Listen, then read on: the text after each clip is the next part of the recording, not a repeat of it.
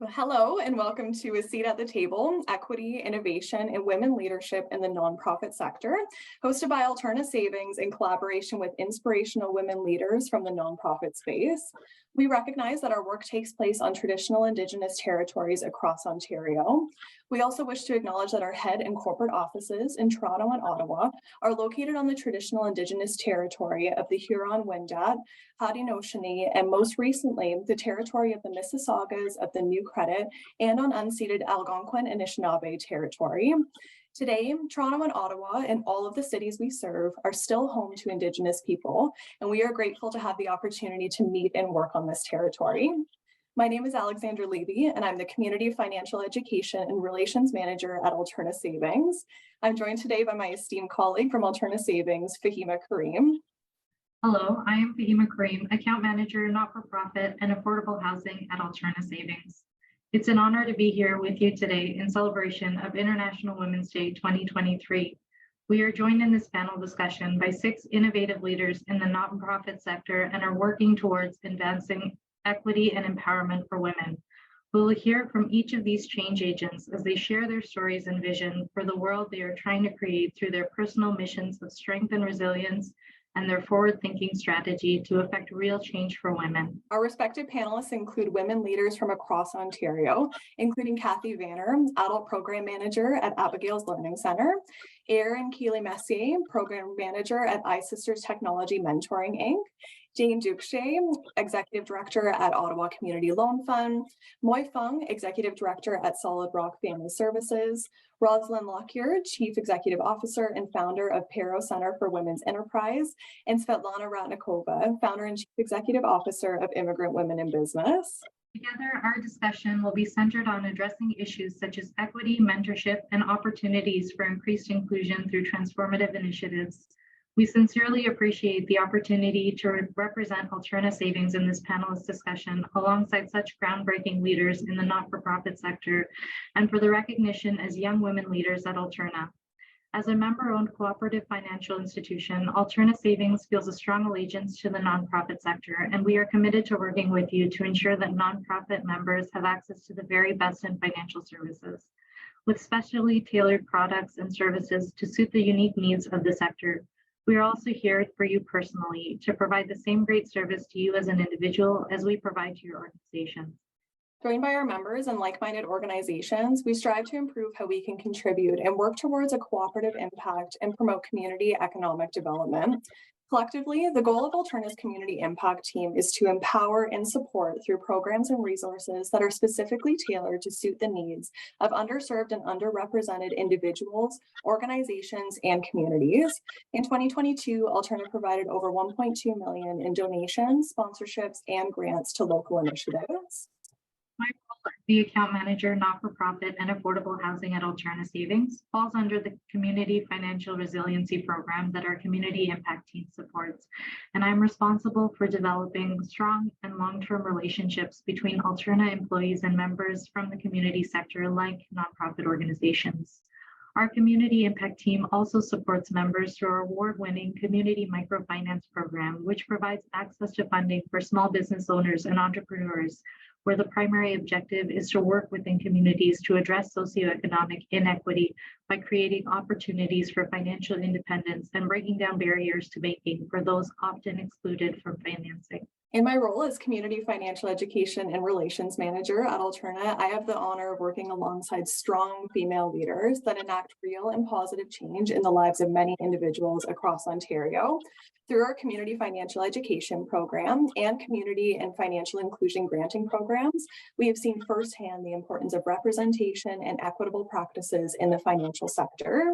It's an honor to have a seat at this table addressing equity for women and women empowerment. And now we turn it over to the experts themselves for their insights and innovation. Please tell us about yourselves, your organization, and your role. We can start with Kathy. My name is Kathy Vanner, and I'm a registered social service worker at Abigail's Learning Centre in Belleville. We're a family resource center. Our organization here at Abigail's was founded by Dr. Goldsman, and he was a child psychologist. And he believed that every child deserved an equal playing field. And so he thought that marginalized women and children were very underserviced. And he came up with the idea to have a nice, warm, inviting place to come for women and children. And he founded Abigail's Learning Center and named that after his granddaughter. So he knew the necessity that women and children were going to need to be able to succeed later in life. Starting with just a few moms and tots, Abigail's has grown into a full service, and we also have a daycare for 77 children. We have registered ECEs, DSWs, speech and language specialists that come in to meet the needs of the children. I've been here for 15 years, and my role here is to build and sustain community partnerships and seek out resources and to provide engaging programming that's evidence-based and up-to-date. So I advocate for others and teach others how to advocate for themselves, leading by example and applying co-teaching strategies with our participants. I learn from them just as much as they learn from me. Thanks so much, Kathy. You're an inspiration. If we could get some more information on your organization, your role, and yourself, Erin. Hello, everyone. My name is Erin Keeley-Messier. I'm the program manager with iSisters Technology Mentoring. So I've got 15 years of experience working in nonprofit and charitable sector, focusing specifically on supporting people with barriers.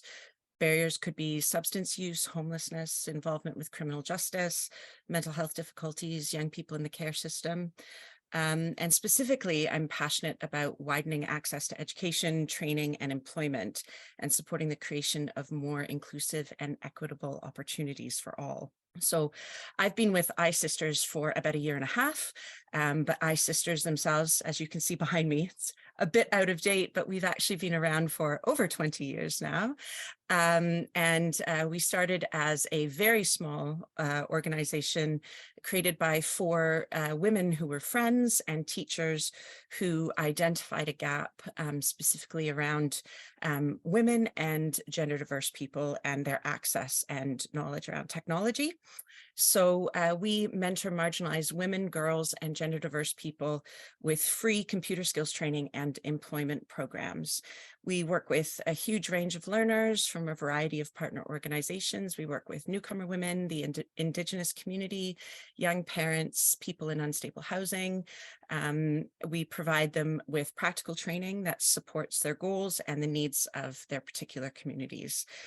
Ultimately, at iSisters, we believe in empowering women in need to live better lives, create brighter futures, and build stronger communities. Thank you so much, Erin. If we can get an introduction from you as well, Jane. So I'll start with a bit of my history. I am currently the Executive Director for Ottawa Community Loan Fund, OCLF as we like to call ourselves. This is what I would call my second career. I spent 37 years in the financial sector working for the big bank of TD. So when I retired from the bank 5 years ago, actually it's 7, and then I decided I was too young to do nothing. So what can I do with my experience? I wanted to give back. And so I took some time to decide where to land, and OCLF fit where I felt I could add value. Because what the work we do is really with newcomers, marginalized individuals, and it really starts with financial literacy basics. And when you came from the background I came from, understanding and having people understand the merits of a good financial plan, how to save money, even at a small amount at a time, and be prudent with the use of credit, it was a fit. So our primary focuses are on financial literacy, entrepreneurship training to help people that want to come and become self-supporting in their dreams and their financial future. And we've recently, in the last 3 to 4 years, been very active in the foreign credential space. So as newcomers come to the country, we're able to help them get accredited and mapped to a career that's commensurate from where they came. And so in all of our programs, we actually offer and are very focused on women-only programs in addition to generic all-inclusive programs. And so we really do believe in helping women exceed their expectations, but really understand what they're capable of in the new country they found themselves in. So really proud of the work our team does. Thanks so much, Jane. That's great. Can we ask you the same, Moy? So once again, my name, everyone, is Moy Fung. I am a proud mother and social entrepreneur. My passion for entrepreneurship came from a personal need and a cry for help, for emotional support and financial support. I first wanted to create solutions for my own challenges, and then I wanted to help others who were faced with similar challenges. So what I do is I create brands that facilitate mindset training, emotional healing, and personal and economic development for those who have been marginalized and racialized. I am the founder of You Inspire Me Women, a social enterprise that is primarily focused around coaching women who are seeking greater development personally and entrepreneurially. So basically women who are just starting out in business. I'm also the founder and executive director at Solid Rock Family Services. Solid Rock Family Services is a not-for-profit family services and child welfare organization that offers holistic counseling, coaching, training, and mentorship services and programs that help to educate and heal and transform individuals and families. So we partner with schools, school boards, children's aid, and other social service agencies to provide proactive and responsive solutions and resources that help the most vulnerable children, youth, and families. We do advocacy and early intervention and prevention support, overcoming personal and systemic barriers, elevating mental and emotional economic wellness, and restoring the family structure. Our aim is to provide children, youth, and families with the tools, resources, and support systems that are proactive in transforming, empowering, and equipping them to end negative cycles and heal generational traumas and to elevate their ability to become productive citizens of society. Thank you so much for allowing me to share today. Thank you. Thank you so much, Moy. Please tell us more, Rosalind, about yourself, your organization, and your role. So happy to be here. You know, as founder and CEO of Pero, we're around about 28 years now, going into our 29th year.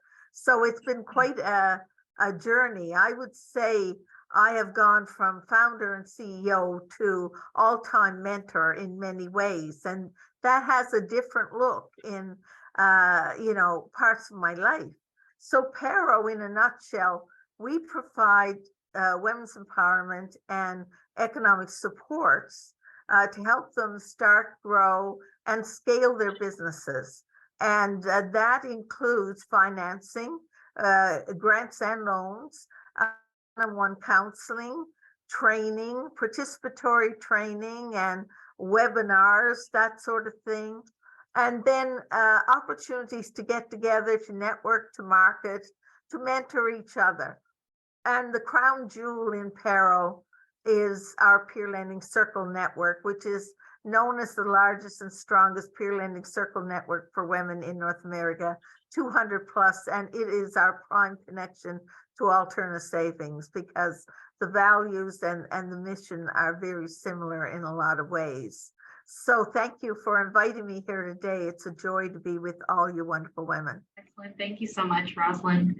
We want to turn it over to our final panelist as well. Thank you, Svetlana. I'm a founder of Immigrant Women in Business. It's a nonprofit organization. You're looking at a full spectrum social entrepreneur. So I came out from retirement to make the world a better place. It's always been my passion to make the difference in the world through business. Today, I deal with influencers, immigrant women in business, who really became who they are because of their story, whether it's domestic violence, whether they spent time in Palestine refugee camps. Those people, they build that character. And that's what I believe is the key to anything that we do in life. It's not your IQ or university degree that's what makes us successful in life and in business. That's our character. That's our ability to build relationship with people, to treat each and every one person who comes to our life as a diamond. I mean, they're people who we can help, and we are very privileged to be in this position. And that's really what Immigrant Women in Business, my nonprofit, is all about. I am very proud, like all of you, because it gives us tremendous joy. And I also found that women today, the ability for leaders to work together, it's a very unique quality. Thanks so much, Svetlana. We really do appreciate all of our panelists and all of your invaluable insight and experience that you can bring, and just learning about you and the organizations that you work for is really an inspiration. So we did want to kind of lead into our panel discussion questions here. I'll hand it over to Ali. Awesome. That's so wonderful. Thank you so much, Fahima. And I think that I can speak for everyone in saying what a privilege it is to be at this table with such inspirational and innovative women leadership. So thank you all so much for your incredible insights so far. So we're going to start off our conversation with Moy. So Moy, I really related to all of the incredible information that you shared about emotional healing and motherhood. And what do you think, in your perspective, what is a change or innovation that you've made that makes you look back and say, this is a transformational change-making moment? Did you have any moments like that throughout your career? Thanks for that question. And you know, the answer that I have is very simply, it's not very deep at all, but it was gaining clarity.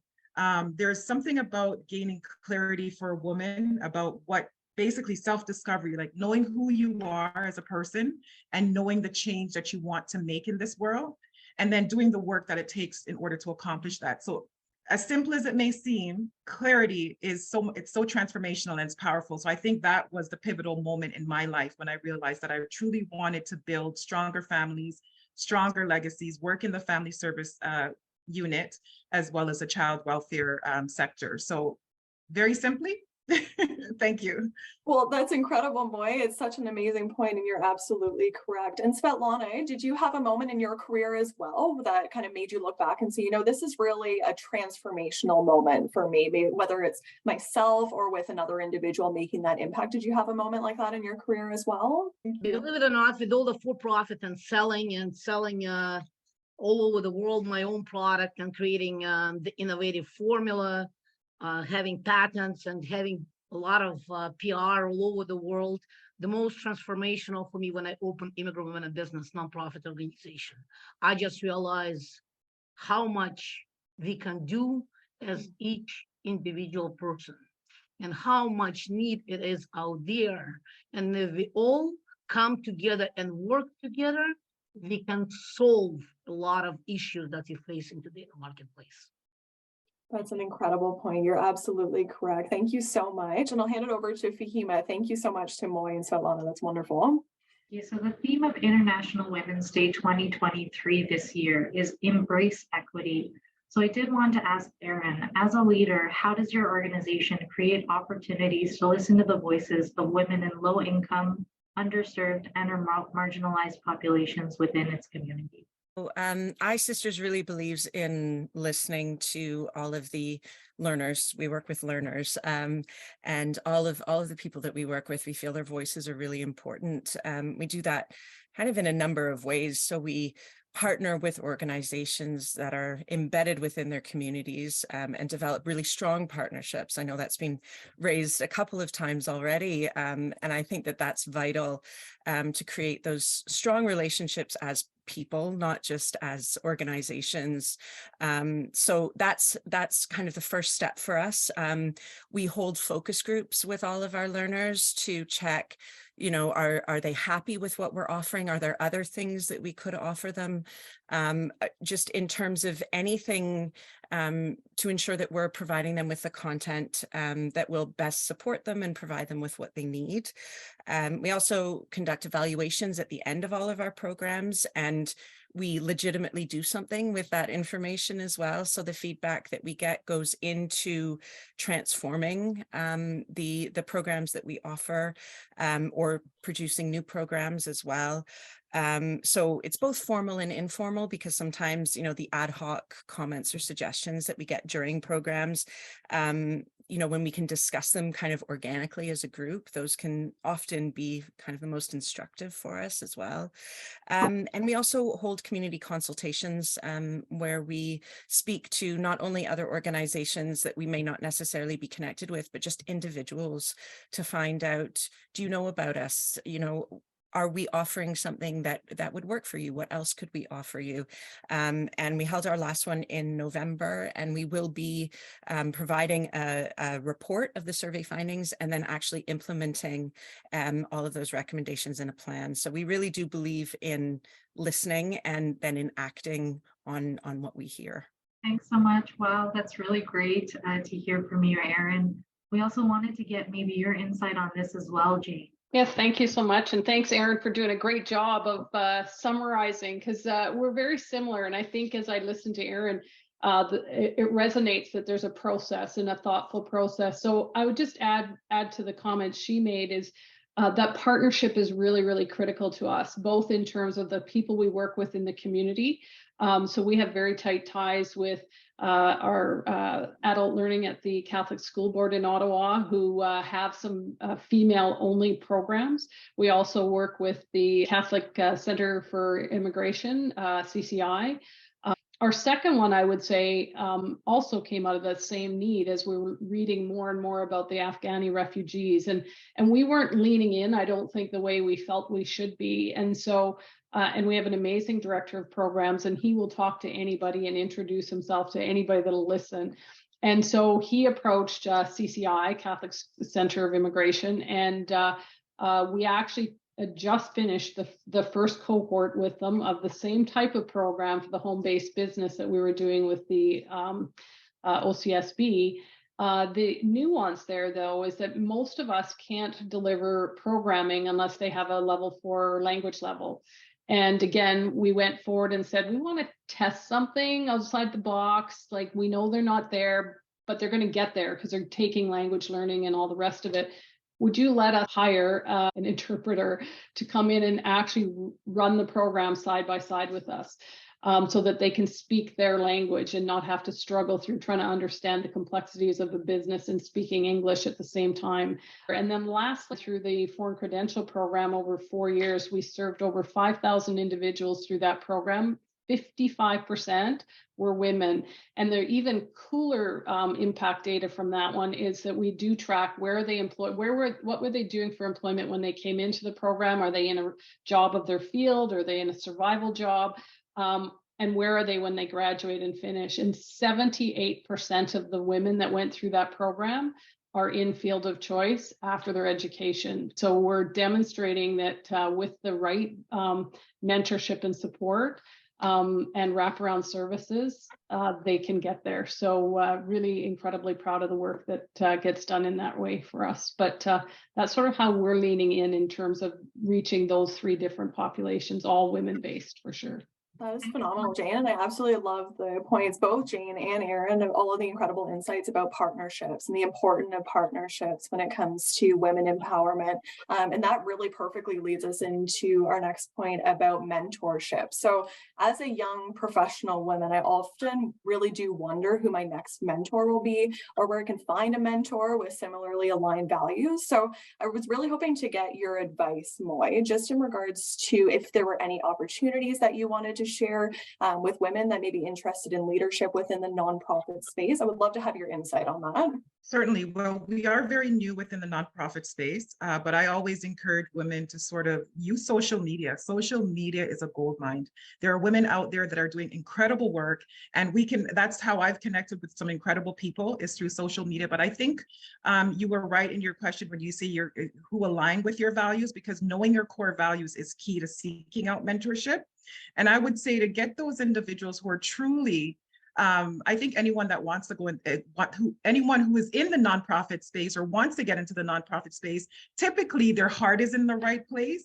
But just to really be mindful of that, because there are people that actually do get into the nonprofit space because they are looking for opportunities to, whether it to be to make money or whatever the case is. So I would say to really ensure that the person that you are looking to is that they value purpose and really wanting to make a change in people's lives as opposed to, material possession or, financial gain. That's all I would say. That's incredible, Moy. I really appreciate that. And I think that you're absolutely right in saying that purpose-driven mindset is so integral when looking for mentorship. So thank you so much for that insight. Rosalind, did you have anything that you would like to add to that? So we're speaking about mentorship and trying to find a mentor with those similarly aligned values. I would love your insight on that.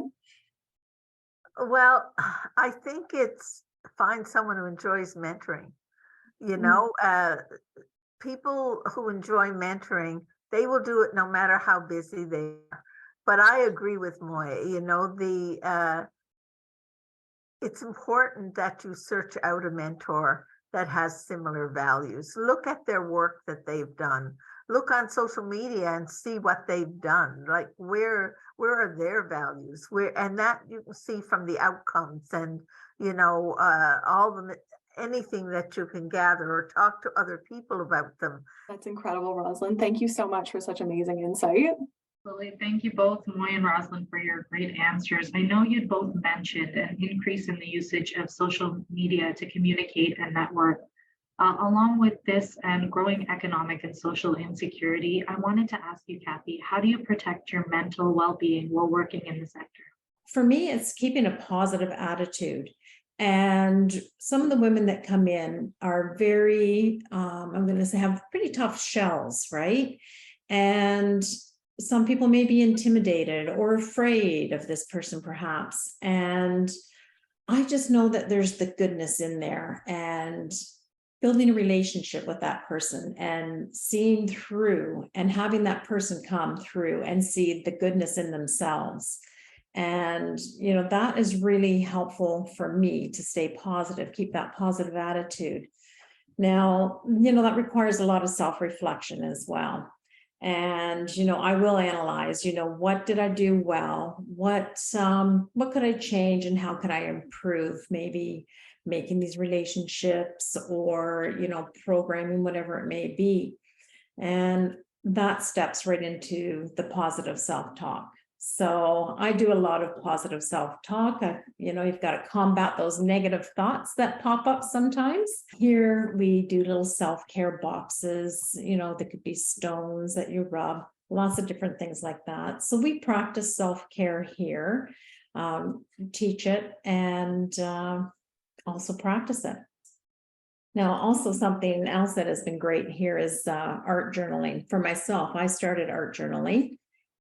Picked it up off the internet and then transformed into doing some art cards. And I did this through the pandemic. We trade these worldwide. So when we came back, we did a lot over Zoom with the women during the pandemic. And we did these art cards and we exchanged them and mailed them to each other. I collected them all and mailed them out. And that was a great release for, stress and loneliness, a lot of different things through art. Excellent. Thanks so much, Kathy, for your insight on these different self-care initiatives and your gratitude that you bring to make sure that you're able to manage your mental well-being. I wanted to ask Erin, did you have any insight on this as well? Yeah, thank you. And thank you, Kathy. That was really, really interesting and great to hear. I appreciate your insight in that. I have to say, for me, it's probably always a work in progress.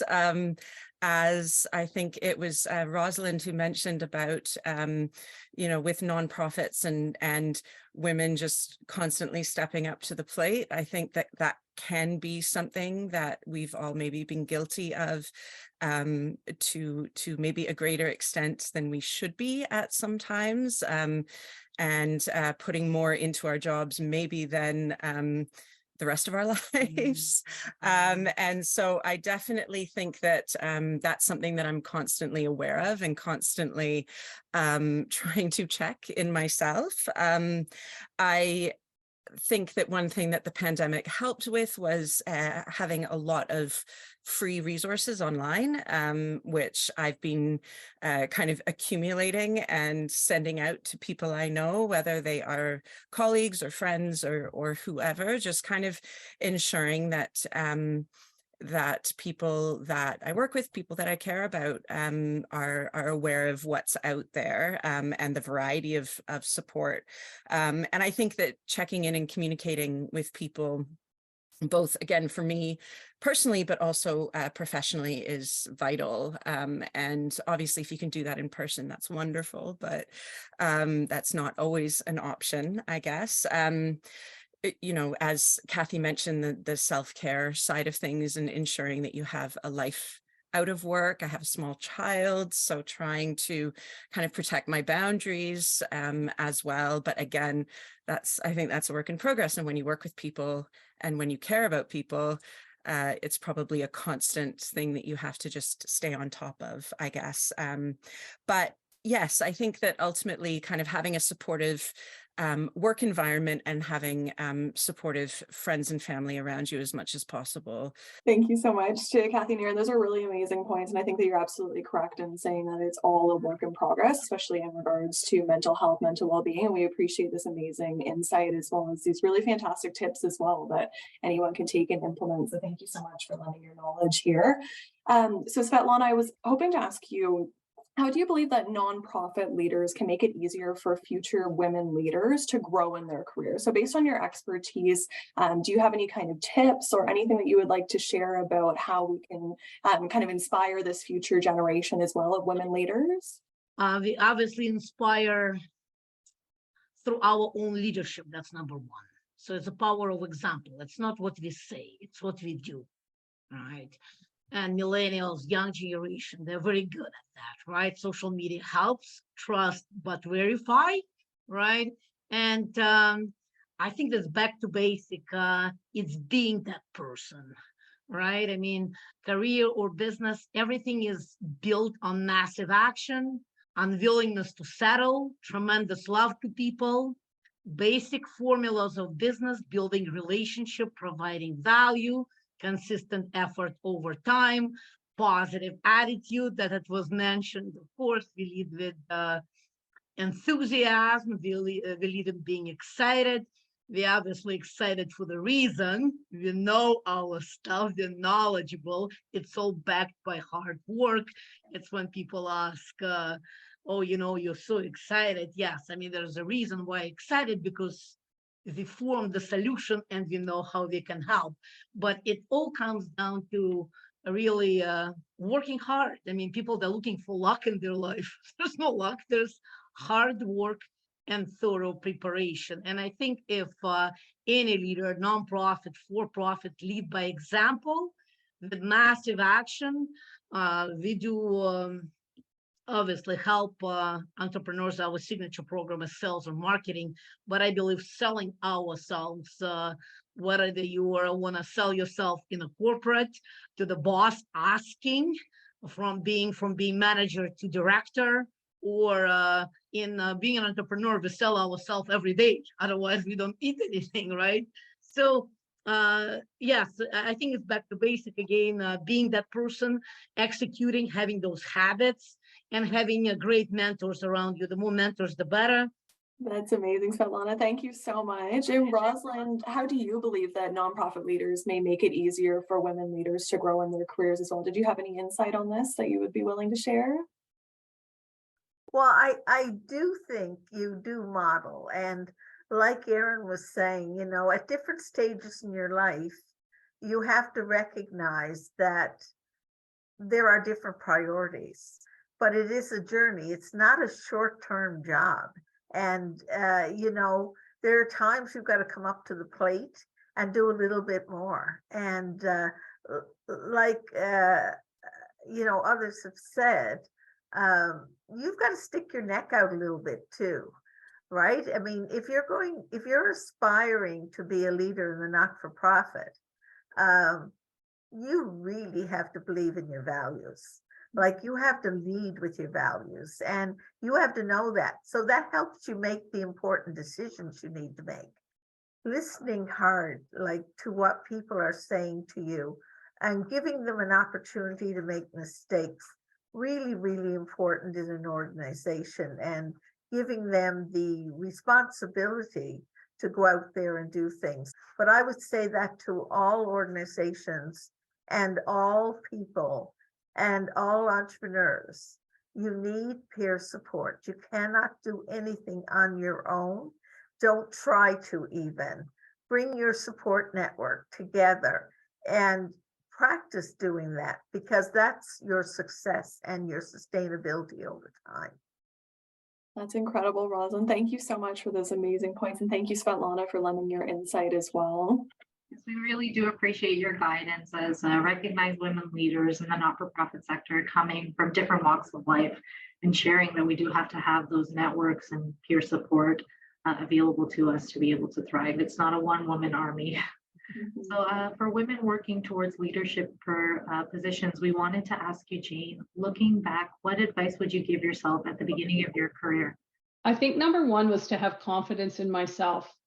You would think a person that had the first part of my career for 37 years and really did sort of shatter the glass ceiling and worked in a predominantly male field would come into this sector really feeling confident and strong, but I actually didn't. I came in feeling a bit like an imposter, looking around at people that were incredibly successful. And like many of the women here who had years and years of experience, some who actually, and we look at some of our staff and clients who came to us through the work that we do and now are leading in the space. And so, first and foremost for me in both instances was to say, you've got this. You have the capability to lead, whether it's leading people in a for-profit space or a not-for-profit space. So occasionally giving yourself that pep talk. And even today, if I enter a room with such distinguished people as yourselves, I go like, why did they invite me, right? So if they invited me for a reason, right? And so talking yourself into saying, I belong here. Because the minute you have confidence in what you're saying, you can do anything. You can achieve anything when you believe in yourself. So that would be number one. And the second one, and never be afraid in your career, whether it's the beginning of the career. So I'm going to say, ditch the word beginning. Anywhere in your career where you need assistance or mentoring, just ask for it. That's my advice, as simple as it is. Have confidence in yourself and don't be afraid to ask wherever you are in life, and you will be successful. So pretty simple, but very powerful. So thank you.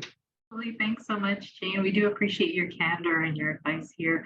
What advice would you have, Kathy, to yourself at the beginning of your career? Well, I'm right along with you ladies in finding a good mentor. That was a little bit down on my list here because I had a couple others as well, but absolutely, I think finding a good mentor and listening to their advice and finding a good financial advisor as well to go in with this piece when you're making a decision about choosing your career and the field you're going to go into, if it's not for profit or for profit, if it has a pension or it doesn't have a pension, things like that as well.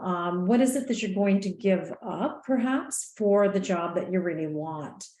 And I really push that now. Get your education early on, if possible. Go for it, do it. And then huge is the goal setting, right? Set those goals and stick to a plan, even once a year, make those goals, carry them out, review them, and maybe even make them more often. And I think you're really going to see success through your life, through your career. I would say, it's a great journey and enjoy it because it comes with a lot of fun. It comes with a lot of humor, tears, trials and tribulations, all of it, but enjoy that journey that you're on.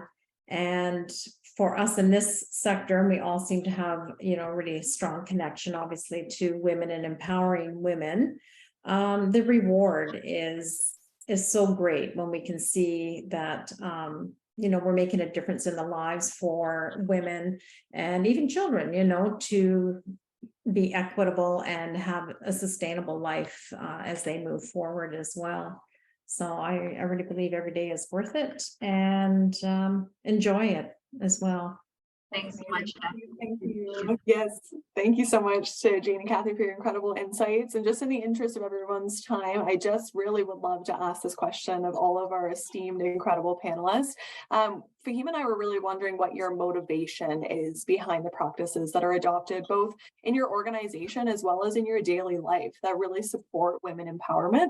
And what kinds of next steps do you think that you could identify, whether it's in your organization, whether it's in the nonprofit space, to make the ecosystem more inclusive as well as welcoming to women? So maybe if you wouldn't mind, maybe just having one or 2 points potentially just in regards to what motivates you behind these amazing practices and all of this amazing innovation that you're putting forward in the sector too. So I'll start off with Kathy. Did you have any motivations that you would be willing to share? I'm going to start with our mission statement, and that is to provide a safe and nurturing environment for children and their parents that they can overcome barriers, explore opportunities, and reach their full potential. So to me, that says it all as an organization, and we do perform all of that. And to brag, we do it quite well. And I think, you know, part of the statement is too, that we are helping families to move forward, both the child and the parent, because we see the family as a whole. And that's a whole ecosystem within itself, right? And if we can support each other, you know, we have every opportunity right here to create these successes. That's so wonderful, Kathy. Thank you so much. And Erin, do you have any motivations behind these practices in your life or in your organization? Yeah, so I guess both personally and professionally, I recognize that I've experienced a lot of privilege within my life. And so I definitely want to give back and support other people in that respect. That's a big motivator. I also really believe and have witnessed the transformative power of education to raise confidence and aspirations, to break down barriers. So working within the education sector, I really see what it can do. I've witnessed it, especially for women. So that really motivates me professionally as well. And I have a number of other things, but I'll leave it at that. That's fantastic, Karen. Thank you so much. And Jane, may I ask the same question from you as well, your motivations? Yeah, for sure. I have two. Simply put, women make an impact, whether in their community, their place of work, or in their family. So ensuring they have that confidence and knowledge to make the impact that they can, I think is something that, again, as OCLF, through our work, we strive to do. And then specifically as it relates to not-for-profit context, we need to continue to inspire, hire, develop, and mentor our future leaders. And women are, as we see today, very powerful in this space and make an impact, so that the people coming behind us have a good legacy in front of them to carry on the great work of the people of the not-for-profit space today. So those would be my two for today. That's incredible, Jane. Thank you so much. And Moy, may I also ask you the same questions behind your motivations? Absolutely. Well, my past experiences as a young unmarried mother and racialized and marginalized Caribbean woman has ignited within me what I would say a radical passion for people and women. And because I know what it feels like to get left out of spaces, I know what discrimination feels like and rejection feels like. My passion for women far exceeds ensuring that their basic necessities are met. So for many years, I have held a conviction that regardless, all women, regardless of their backgrounds, their experiences, their socioeconomic status, they all deserve a life of emotional wellness, economic stability, and overall quality of life. So my work is ultimately grounded in social justice, equity, and humanity. I'm committed to developing and facilitating transformational programs that equip and empower women to live a quality of life and achieve lasting economic success. That's incredible, Moy. Thank you so much for sharing. And Rosalind, did you have any motivations behind your practices too? Well, I worked in the other world, and I moved to start a women's organization. So I could see in my work, whether it was as a teacher or a mainstream financial institution or an alternate financial institution, what was happening is women weren't getting the same support. It was different, and I wanted to change that. That was my motivation in starting PARO and in co-founding the Women's Economic Council. I honestly believe if women get the support they need, they can be the leaders and they can do really well in their businesses or their jobs, whatever else they're doing. We just need to model that, but also be there and say, how can I help? That's amazing points, Rosalind. Thank you so much. And finally, Svetlana, what are your motivations that you'd be willing to share with us? Thank you. growing leaders is the motivation. I believe that people, each and every one of them, that's who decide to make a difference. So really, leadership is everything. Growing leaders in my organization is growing immigrant women in business through again power of example and thinking big, surrounding ourselves with positive people, never giving up on our dreams, because the success is available for everyone in this country, but it's only available with help of other people. Wonderful, Svetlana. Thank you so much. And absolutely, thank you so much to all of our incredible, our motivations from everyone. It's so appreciated. So on behalf of the board and the employees at Alterna Savings, we wish to extend our sincere appreciation to all of the phenomenal women leaders represented at our seat at the table, equity, innovation, and women leadership in the nonprofit sector in this panel discussion in celebration of International Women's Day 2023. So again, thank you all individually for joining us today and for your incredible leadership in the sector. It's so exemplary. Thank you, Kathy, for your insights on the supports for women that are available through Abigail's, as well as your positivity in your work and the importance of goal setting. We appreciate your insights. We also really appreciated hearing the information provided, Erin, on developing strong partnerships and relationships, and also the importance of active listening. So thank you so much for lending your expertise. And thank you, Moy, so much for your exemplary leadership in the social justice world with emotional healing and development, as well as all of your incredible work in social entrepreneurship and motherhood. We really appreciate your incredible work in the sector. Thank you so much. Thank you, Jane, for your leadership in creating impact and space for women in the not-for-profit workforce by extending valuable resources to women business owners. We also appreciate your expertise in prioritizing diversity in your organization and offering a supportive space that provides services to women business owners at their own pace, Rosalind. Thank you, Svetlana, for your expertise in building a business network to enrich and uplift women and persons on the margin. For more information, please contact community@alterna.ca for information about our supports for the not-for-profit sector and to discuss opportunities for collaboration. Thank you, everyone, for watching, and thank you for our panelists for joining, and take care.